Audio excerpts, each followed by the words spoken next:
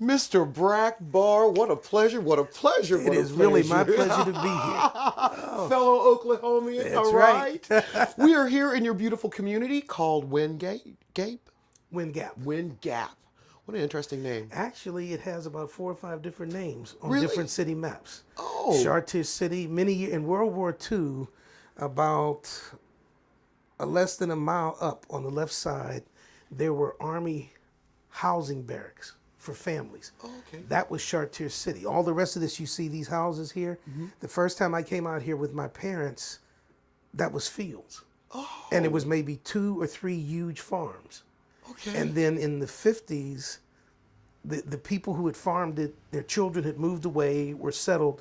So what they did was they sold the land off and parcel. These first houses were built by Ryan Homes. They sold the land off in parcels and started building the home. So it has Chartiers cities from that. I found an old map years ago when I was teaching history, and this was called Langley Heights. I guess because of the high school. Oh. You know, and so it's been gone through several changes. Yes. Well, what do you think is wonderful about your community now? I think the stability.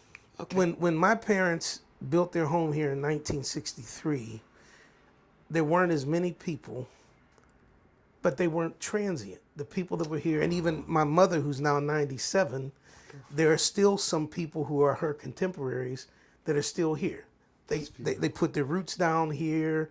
They built homes. Some of the older homes that were farmhouses, they bought them. They still stayed. So I think it's the stability that actually has children coming back and buying here. My parents built in 1963. My wife and I bought a home here in 2001. But throughout the community, I can see, quote, youngsters who were, say, 20 years younger than me. They've come back. Their parents are still here. They've come back and bought homes. So it's that stability. It's always been a good family area. Yeah, big community. Yes. So people stick together so you know your neighbors. Yes. That's wonderful. If you were to say there was something missing in this community, what would you say that you think just you know, whether it be for elderly people or the youth or just the community in general? Well, we're working now to try to do something more for the youth. We have people here who work at that, but our citizens group is really reaching out to do more things for the youth. One of the things I'm really proud of, in fact, came when I got your paper. A group is looking at purchasing the only business area we have down here to put in a bakery. Wonderful. And then teach unemployed people who are reestablishing their lives, give them some sort of skill, but also with it open up a diner a restaurant for the neighborhood. Oh, so you guys are getting ready to go through your own like a little renaissance up here. Yes, it is. So do you find that you have to leave your community for certain amenities?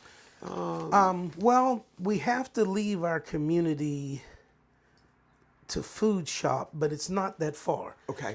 If you go down Chartiers Avenue here and go to Windgap Avenue, to the right you cross the bridge, you're in Stowe Township and McKees Rocks. There are stores there. Okay. A Bottom Dollar just opened up, and Aldi's farther down. If you go to the left and you drive just a little further, you come to the Kraft and Ingram Shopping Center. When we moved here, this house on this corner was a store.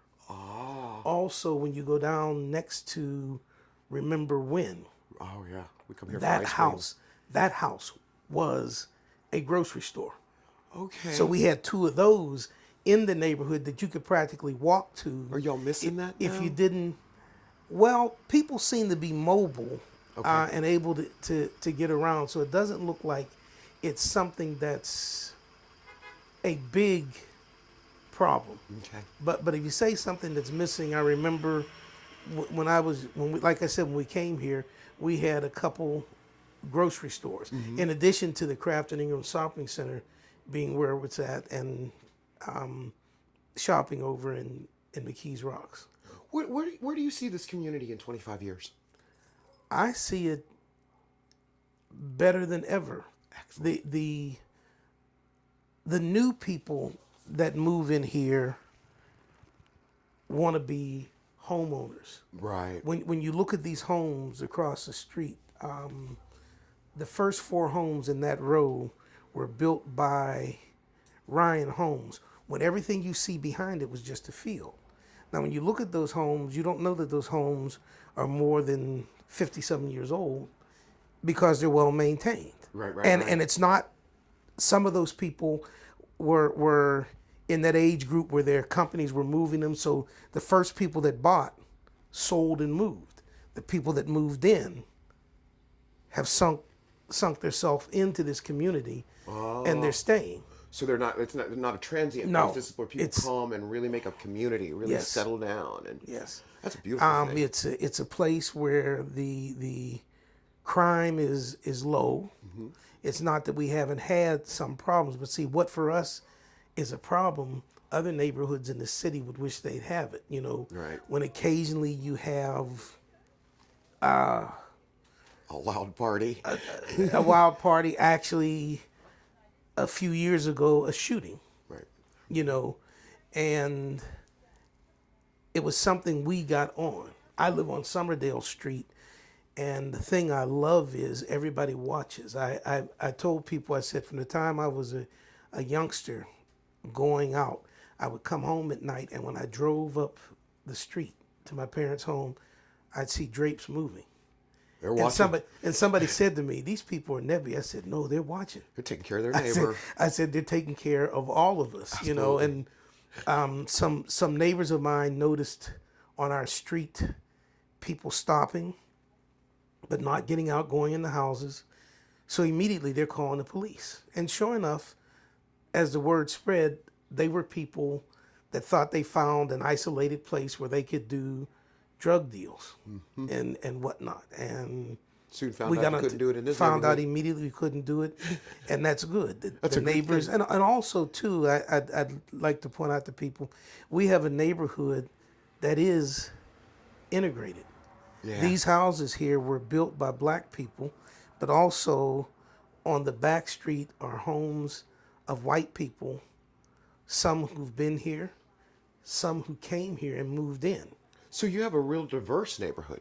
Yes, very much so. So do you find that also it's diverse when it comes to generational, that you have your seniors, you have that middle group that kind of supports the neighborhood with Yes. finances, and then you have your babies. Yes. It's very well integrated then. It is very well integrated, and at my age, I can finally, I can really see it. I see adults who are coming to our citizens meeting that were children under me, Beautiful. and now their children are 10, 12, 13, Running around playing in the running park. around, getting in the park, and people are getting them involved in different sports and That's whatnot. beautiful. When we have our community day here, everybody pitches in, from somebody my mother's age to those same children who come and play, but also they pitch in and help us set up. Because I point out to people, I said, those of us who are, quote, the leaders, I said, we are too old to do this physically, to do this by ourselves.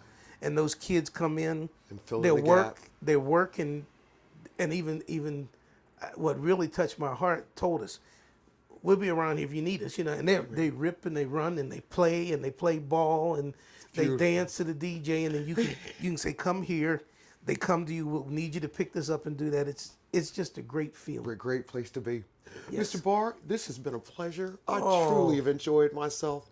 Blessings Hi. to you and your family and to your community. Thanks for having us. Thank you for having me. Thank you. Oh.